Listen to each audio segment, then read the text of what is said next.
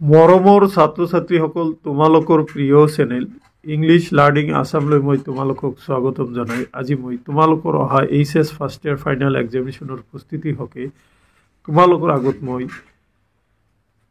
অতি চমু প্ৰশ্ন অৰ্থাৎ এই বছৰ তোমালোকৰ আহিবলগীয়া এমচিকিউৰ নিচিনাকৈ প্ৰস্তুত কৰা কিছুমান প্ৰশ্ন এই ভিডিঅ'ত আলোচনা কৰিম। এই ভিডিঅ'ত মই তোমালোকৰ আগত HS first year final examination 2022, 2023 আৰু 24 কুৱেশ্যন পেপাৰৰ সলিউশ্যনসমূহ আলোচনা কৰিম। আশা কৰিম এই অতি চমু প্ৰশ্নৰ কুৱেশ্যনসমূহে তোমালোকক অহা এমচিকিউত সহায় কৰিব। গতিকে তোমালোকে পলম নকৰি ভিডিঅ'টো প্ৰথমৰ পৰা শেষলৈ চাবা, কিয়নো ভিডিঅ'টো অকণমান দীঘল হ'ব পাৰে। তোমালোকৰ নিশ্চয় ভিডিঅ'টিয়ে সহায় কৰিব। পোনপ্ৰথমতে মই তোমালোকৰ আগত 2020 বৰ্ষৰ প্ৰশ্নটো লৈছোঁ। দেখা ইয়াতে দিয়া আছে আদিম মানৱৰ ব্ৰঞ্জী অধ্যয়নৰ দুটা উল্লেখযোগ্য সমলৰ নাম লিখা। ইয়াতে দিছে কি শিলৰ আহিলা আৰু গুহা চিত্ৰৰ আৱিষ্কাৰ। তাৰপিছত দিছে মেছ'পটেমিয়াৰ প্ৰাচীন ভাষা কি আছিল? উত্তৰ চুমেৰীয় বা আক্কাদীয়। তাৰপিছৰ প্ৰশ্নটো হ'ল ক্লিঅ'পেট্ৰা কোন আছিল? ক্লিঅ'পেট্ৰা ইজিপ্তৰ শাসক আছিল। প্ৰিন্সিপেট কি? দেখা প্ৰিন্সিপেট হ'ল ৰোমান সাম্ৰাজ্যৰ প্ৰথম সম্ৰাট আগাষ্টাছে খ্ৰীষ্টপূৰ্ব 273 প্ৰতিষ্ঠা কৰা প্ৰশাসন ব্যৱস্থাক প্ৰিন্সিপেট বুলি কোৱা হয়। এতিয়া ই নম্বৰ প্ৰশ্নৰ সমাধানলৈ আহা। ই নম্বৰ প্ৰশ্নটো আছে দেখা কোন চনত ভাস্কো ডা গামাই কালিকট বন্দৰত প্ৰৱেশ কৰিছিল? উত্তৰ 1998 চনত তেওঁ কালিকট বন্দৰত প্ৰৱেশ কৰিছিল। এক নম্বৰ কোন খ্ৰীষ্টাব্দত অটোমান তুৰ্কীসকলে কনষ্টাণ্টিনোপল দখল বা জয় কৰে? 1453 খ্ৰীষ্টাব্দত দখল কৰে। প্ৰশ্ন জি প্ৰথম ছপা পুথিখনৰ নাম কি? বাইবেল।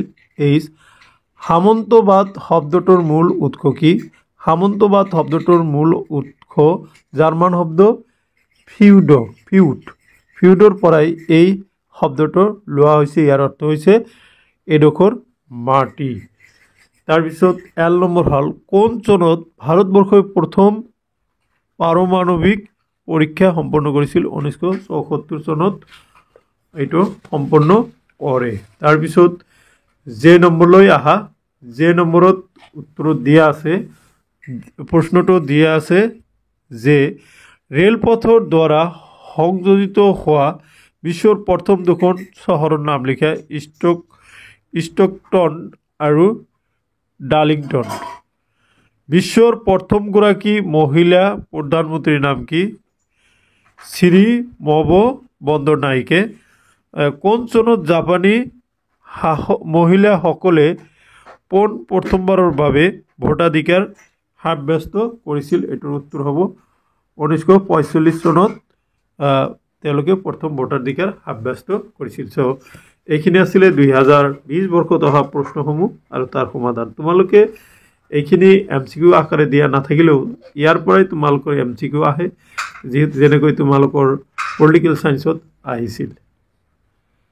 যিহেতু কৰোণাৰ কাৰণে 2021 বৰ্ষত কোনো ধৰণৰ পৰীক্ষা হোৱা নাই, সেই হেতুকে 2022 বৰ্ষৰ পৰীক্ষাৰ প্ৰশ্নৰ সমাধান লৈ উপস্থিত হৈছোঁ। এইটো আছিলে 2022 বৰ্ষৰ কুৱেশ্যন পেপাৰ। তলৰ প্ৰশ্নসমূহৰ উত্তৰ দিয়া। হোমো চেপিয়েন্স শব্দৰ অৰ্থ কি? উত্তৰ হোমো চেপিয়েন্স শব্দৰ অৰ্থ হ'ল জ্ঞানী বা চিন্তা কৰিব পৰা মানুহ। ইনান্না কোন আছিল? ইনান্না আছিল মেছ'পটেমিয়াত চন্দ্ৰ, উৰ, প্ৰেম আৰু যুদ্ধৰ দেৱী। ৰাজতৰংগিনীৰ লেখক কোন? উত্তৰ ৰাজতৰংগিনীৰ লেখক হ'ল কলহন। কলহনে কি কৰিছিল? ৰাজতৰংগিনী লিখিছিল। তাৰপিছত দেখা দাৱা কি?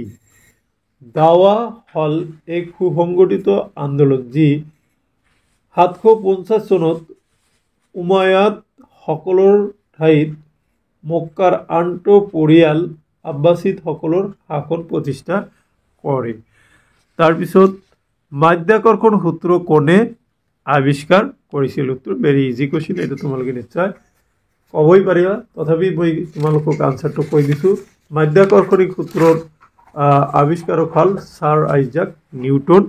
তাৰপিছত আফ্ৰিকাৰ ভূগোল প্ৰথমে কোনে লিখি উলিয়াইছিল? আফ্ৰিকাৰ ভূগোল প্ৰথমে গুটেনবাৰ্গ বাইবেলে লিখি উলিয়াইছিল।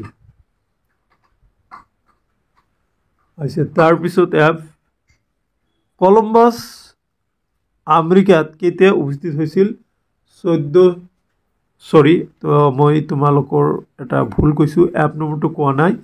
ছপাযন্ত্ৰৰ সহায়ত প্ৰকাশ পোৱা প্ৰথম পুথিখনৰ নাম কি? ছপাযন্ত্ৰৰ সহায়ত প্ৰকাশ পোৱা প্ৰথম পুথিখন হ'ল দ্য গুটেনবাৰ্গ বাইবেল। 1455 চনত এইটো প্ৰকাশ পাইছিল। তাৰপিছত আফ্ৰিকাৰ ভূগোল প্ৰথমে কোনে লিখি উলিয়াইছিল? এইটো হ'ল জন লিঅ' আফ্ৰিকানাছ। এইটো 1550 চনত তেওঁ লিখি উলিয়াইছিল। কলম্বাছ আমেৰিকাত কেতিয়া উপস্থিত হৈছিল? উত্তৰ 1492 চনত। আৰু কোন আছিল? নাইটো-কনন চীনত বৌদ্ধিক চিন্তা কৰা প্ৰথম জাপানী লোক আছিলে। নেক্সট, সূতা কটা যন্ত্ৰ আৱিষ্কাৰক কোন? সূতা কটা যন্ত্ৰ আৱিষ্কাৰক হ'ল জেমছ হাৰগ্ৰিভছ। তাৰপিছত বাণিজ্য পথ হিচাপে সুয়েজ খাল কোন চনত মুকলি কৰা হয়? 1869 চনত। আৰু আধুনিক চীনৰ নিৰ্মাতা কোন? চান ইয়াতছেন হ'ল আধুনিক চীনৰ নিৰ্মাতা। এতিয়া মই তোমালোকক আনচাৰখিনি এবাৰ দেখাই দিছোঁ, তোমালোকে চাই যোৱা।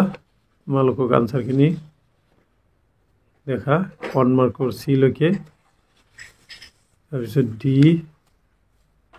অ'কে, তোমালোকে এতিয়া আই নম্বৰলৈকে চোৱা আৰু লগে লগে স্ক্ৰীনশ্বট মাৰা। যদি তোমালোকৰ ওচৰত কুৱেশ্যন পেপাৰ আছে তেতিয়াহ'লে তোমালোকে আনচাৰখিনি কুৱেশ্যন পেপাৰৰ লগত মিলাই চাব পাৰিবা। এতিয়া মই তোমালোকৰ আগত 2023 বৰ্ষৰ প্ৰশ্ন কাকতখন আলোচনা কৰি দেখা।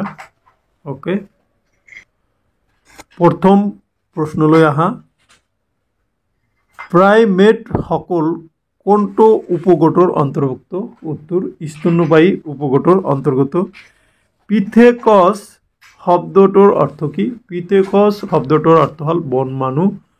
তাৰপিছত কোনে প্ৰথমে শিলৰ অস্ত্ৰ তৈয়াৰ কৰিছিল? উত্তৰ অষ্ট্ৰালোপিথেকাছে প্ৰথমে শিলৰ অস্ত্ৰ আৱিষ্কাৰ কৰিছিল বা তৈয়াৰ কৰিছিল। ডি নম্বৰলৈ আহা। ডি নম্বৰত কোৱা হৈছে প্ৰাচীন ভাৰত ভ্ৰমণ কৰা এজন চীনা পৰিব্ৰাজকৰ নাম লিখা। এইটো হ'ব ফাহিয়েন। তাৰপিছত টেচিটাছ কোন আছিল? টেচিটাছ ৰোমান সাম্ৰাজ্যৰ সমসাময়িক বুৰঞ্জীবিদ আছিল।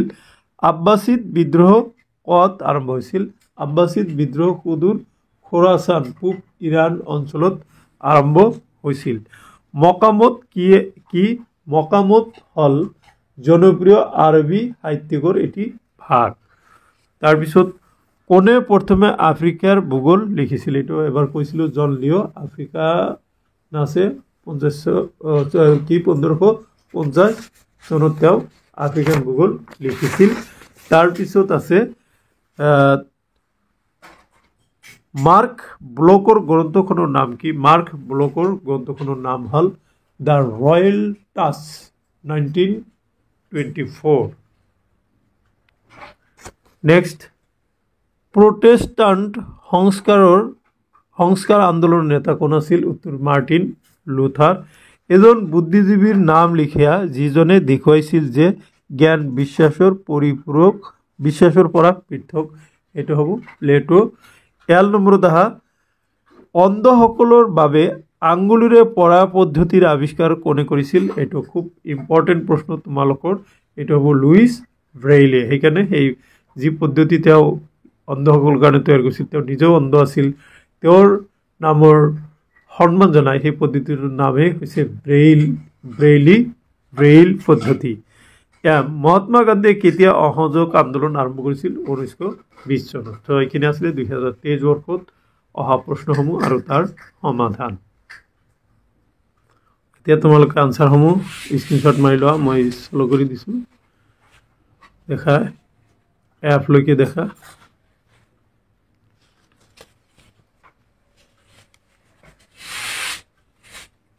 ওকে ওকে এতিয়া মই তোমালোকৰ আগত 2024 বৰ্ষৰ প্ৰশ্নৰ সমাধান লৈ উপস্থিত হৈছোঁ। এইটো আছিলে 2024 বৰ্ষৰ হিষ্টৰী কুৱেশ্যন পেপাৰ। ওকে দেখা তোমালোকে তলৰ প্ৰশ্নসমূহৰ উত্তৰ লিখা যিকোনো 12টা দিছিলে। অন দ্য অৰিজিন অফ স্পিচেছ গ্ৰন্থখনৰ লিখকখন তোৰ চাৰ্লছ ডাৰউইন, খুব ইম্পৰ্টেণ্ট। তাৰপিছত মেচপটেমিয়া শব্দটো কোন ভাষাৰ পৰা লোৱা হৈছে এইটো কোৱা হৈছে, এইটো হ'ল গ্ৰীক ভাষাৰ পৰা লোৱা হৈছে। তাৰপিছত মকামত কি অলৰেডি আলোচনা কৰা হৈছে। মকামত বা সভা হ'ল জনপ্ৰিয় আৰবী সাহিত্যৰ এটা ভাগ। তাৰপিছত ইছলাম ধৰ্মত দীক্ষিত হোৱা প্ৰথম ইলখানিত পৰিয়ালৰ শাসকজন কোন আছিল? উত্তৰ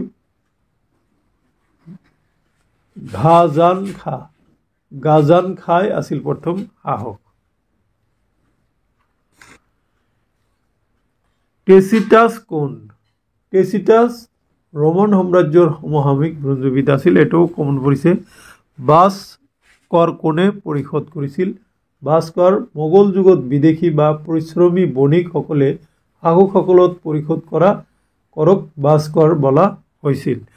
তাৰপিছত মাৰ্ক ব্লকৰ প্ৰখ্যাত গ্ৰন্থখনৰ নাম কি? এইটো হ'ল ফিউডেল ছ'চাইটি। ওকে এইটো উত্তৰ হ'ব কি? G number feudal society. ফৰাচী বিপ্লৱ কেতিয়া আৰম্ভ হৈছিল? 1789 চনত। বিশ্বৰ প্ৰথমখন উপন্যাসৰ নাম কি? উত্তৰ দি টেইল অফ গেঞ্জি। দ্য টেইল অফ গেঞ্জি হ'ল বিশ্বৰ প্ৰথমখন কি আছিলে উপন্যাস। নেক্সট, প্ৰথম পানিপথৰ যুদ্ধ কোন চনত হৈছিল? উত্তৰ 1526 চনত। বিশ্বৰ প্ৰথমখন লোৰ দলং কোনে নিৰ্মাণ কৰিছিল? উত্তৰ তৃতীয় ডাৰ্বিয়ে 1750 পৰা 1791 চনৰ ভিতৰত কলব্ৰুক ডেলত চেভান নদীৰ ওপৰত। তাৰপিছত দেখা স্পিনিং জেনি কোনে নিৰ্মাণ কৰিছিল? উত্তৰ জেমছ হাৰগ্ৰিভছ। এইটোও কমন পৰিছে। ছিডনী কেতিয়া প্ৰতিষ্ঠা হৈছিল? ছিডনী যিটো চহৰ অষ্ট্ৰেলিয়াৰ জেমছ, এইটো 1790 চনত। 1 নম্বৰলৈ আহা। দ্য ট্ৰাভেলছ কোনে লিখিছিল? উত্তৰ দ্য ট্ৰাভেলছ মাৰ্কো পলোৱে দ্য ট্ৰাভেলছ গ্ৰন্থখন তেওঁ কি কৰিছিল? লিখিছিল। চ' মাই ডিয়াৰ ষ্টুডেণ্ট, এইখিনি আছিলে আজি মই তোমালোকৰ আগত আলোচনা কৰিবলগীয়া 2020 বৰ্ষৰ পৰা 2024 এই 4 বৰ্ষত অহা অতি চমু প্ৰশ্ন। প্ৰায় তোমালোকৰ আগত 50টা প্ৰশ্ন আলোচনা কৰা হ'ল। আশা কৰিছোঁ এই 50টা প্ৰশ্নই তোমালোকক অহা পৰীক্ষাত হেল্প কৰিব। Thank you so' much.